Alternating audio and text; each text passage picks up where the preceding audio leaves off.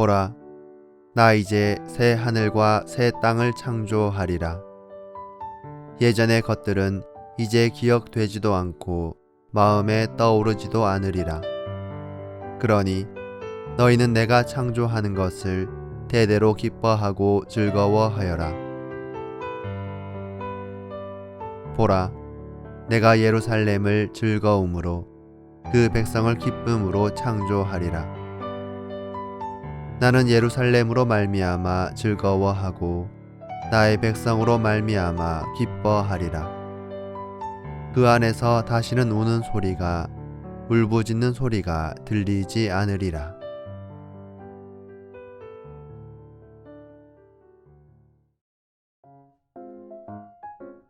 우리는 지난 시간 제1이사야의 이야기에서 이사야가 하느님께 불순종한 이스라엘 지도자들을 꾸짖고 아시리아와 바빌론을 통해 이스라엘이 하느님의 심판 아래 놓일 것임을 예언하는 것을 보았습니다. 이사야서 39장은 이사야가 예루살렘이 바빌론에 의해 멸망하고 이스라엘 백성의 바빌론 유배를 예언하는 것으로 끝났습니다. 그리고 100년 후 그 예언은 이루어졌지요. 첫째, 제2이사야.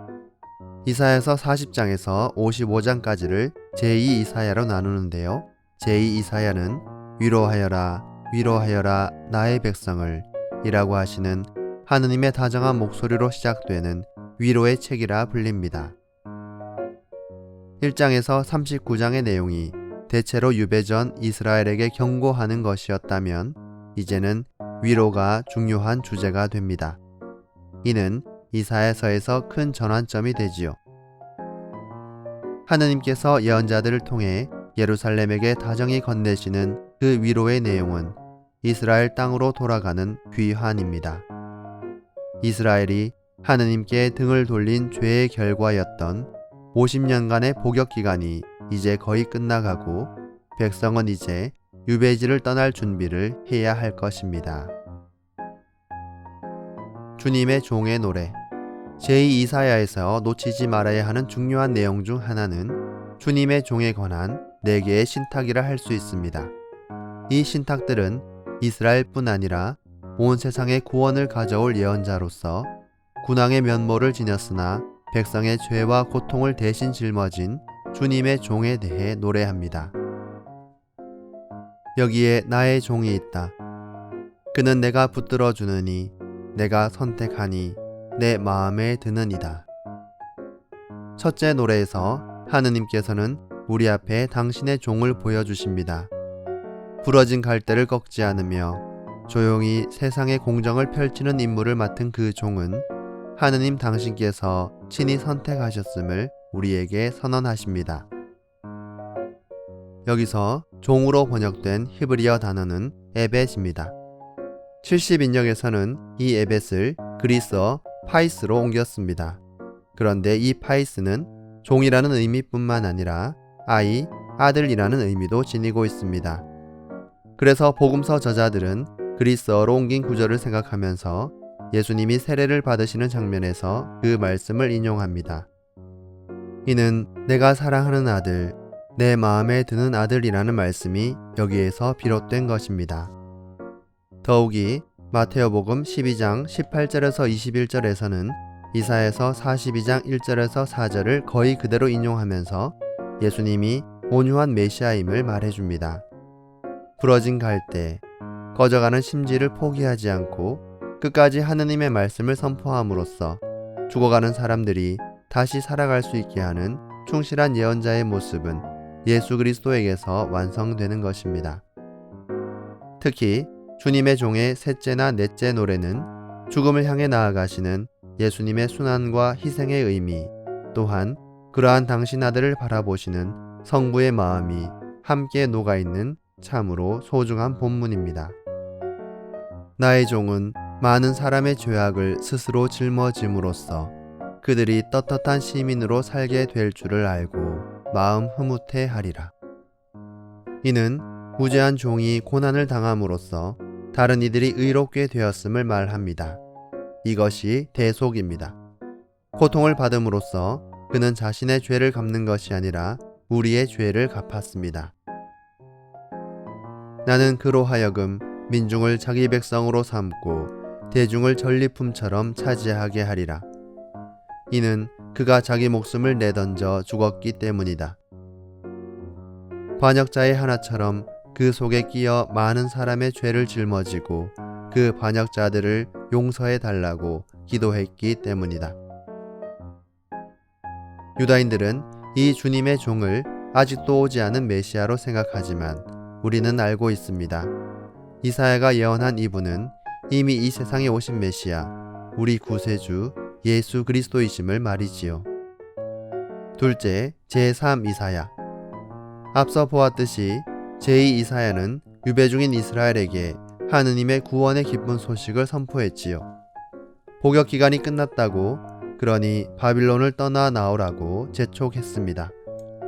드디어 기원전 538년 키루스는 칙령을 반포했고 이스라엘은 유배에서 풀려났습니다. 그러나 유배에서 돌아와 보니 상황은 너무나 어려웠지요. 큰 희망을 품고 유배에서 귀환한 이스라엘 백성이 폐허가 된 예루살렘에서 처음 느낀 것은 좌절감이었습니다. 성전과 도성이 무너지고 사회가 붕괴된 채 50년이라는 세월이 지났으니 유배를 갔던 이들도 그 땅에 남아있던 이들도 모두 살기가 어려웠던 것입니다. 이러한 상황을 직면하면서 이스라엘은 하느님의 능력을 의심하지요. 하느님은 약속은 하시지만 그 약속을 실현할 능력은 없는 듯 느껴집니다. 보라, 주님의 손이 짧아 구해내지 못하시는 것도 아니고 그분의 귀가 어두워 듣지 못하시는 것도 아니다. 예언자는 하느님께서 그들의 소리를 들으셨고 그들의 처지도 알고 계신다고 전합니다. 그리고 그들을 구원할 능력도 지니고 계심을 명백히 선포합니다. 그런데 왜 구원은 이루어지지 않고 있을까요? 예언자는 그 이유가 아직도 과거의 죄스러운 삶을 떨쳐버리지 못한 백성에게 있음을 고백합니다. 오히려 너희 죄악이 너희와 너희 하느님 사이를 갈라놓았고 너희의 죄가 너희에게서 그분의 얼굴을 가리어 그분께서 듣지 않으신 것이다. 예언자의 말처럼 죄악은 하느님과 인간 사이를 갈라놓습니다. 거룩하신 하느님은 죄악을 저지르는 인간에게 머물러 계실 수 없기에 이스라엘이 우상을 숭배하는 성전을 떠나가셨습니다. 기억해야겠습니다. 인간의 죄악이 하느님을 떠나가게 하심을. 하느님의 팔이 짧아서 또는 귀가 멀어서 이스라엘에게 닿지 못하는 것이 아니라 이스라엘 편에서 하느님과 담을 쌓은 것입니다. 그러면 이제 어떻게 해야 할까요? 너희는 공정을 지키고 정의를 실천하여라. 나의 구원이 가까이 왔고 나의 의로움이 곧 드러나리라. 이는 유배에서 돌아온 이스라엘 백성에게 내린 첫 말씀으로서 공정을 지키고 정의를 실천하는 것이야말로 하느님과 갈라놓은 그 담을 허물 수 있는 유일한 길임을 선포하지요. 이 말씀은 제3 이사야의 핵심이라 할 수 있습니다. 공정을 지키고 정의를 실천하는 삶을 통해 이스라엘은 다시 세워질 것입니다. 무너진 공동체를 일으키는 것은 건물을 다시 복원하는 일만이 아니라 하느님의 뜻에 따른 새로운 삶을 살아가는 것을 말하겠지요. 예언자는 이렇듯 언젠가는 반드시 도래할 이스라엘의 영광과 구원을, 나아가 온 세상 민족들이 하느님 앞에 나아와 그분을 섬기게 될 날을 앞서 바라보며 우리 모두에게 희망의 말씀을 전해줍니다. 그리하면 너의 빛이 새벽빛처럼 터져 나오고 너의 상처가 곧바로 아물리라.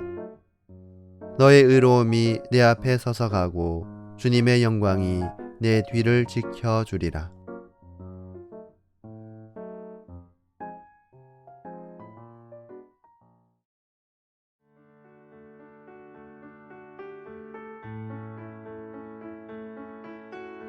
주님은 구원이시다.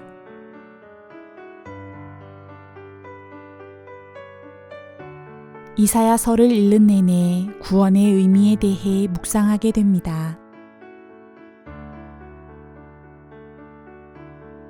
하느님의 사랑은 사랑받을 만해서 받는 그런 사랑이 아닙니다. 자격하고는 아무런 상관이 없습니다. 그분의 사랑은 조건 없는 사랑이기 때문입니다. 아무런 자격이 없는 나에게 내가 나의 눈에 값지고 소중하며 내가 너를 사랑하기 때문이다 하십니다. 사랑받을 만한 자격은 그때부터 생기게 되는 것입니다. 이것이 참된 사랑이고 이 사랑에서 우리의 구원은 옵니다. 용서받아 구원이 시작되었고 너를 만나 사랑하는 법을 알게 되면서 그 구원은 완성되었다. 삶의 말미에서 남긴 장발장의 이러한 고백처럼 언제나 나를 돌보시는 하느님의 사랑을 만나며 그분 안에서 나의 존재가 얼마나 귀한지 또 얼마나 용서받고 사랑받고 있는지를 충만히 알아듣는 구원의 일상 되시길 기도합니다.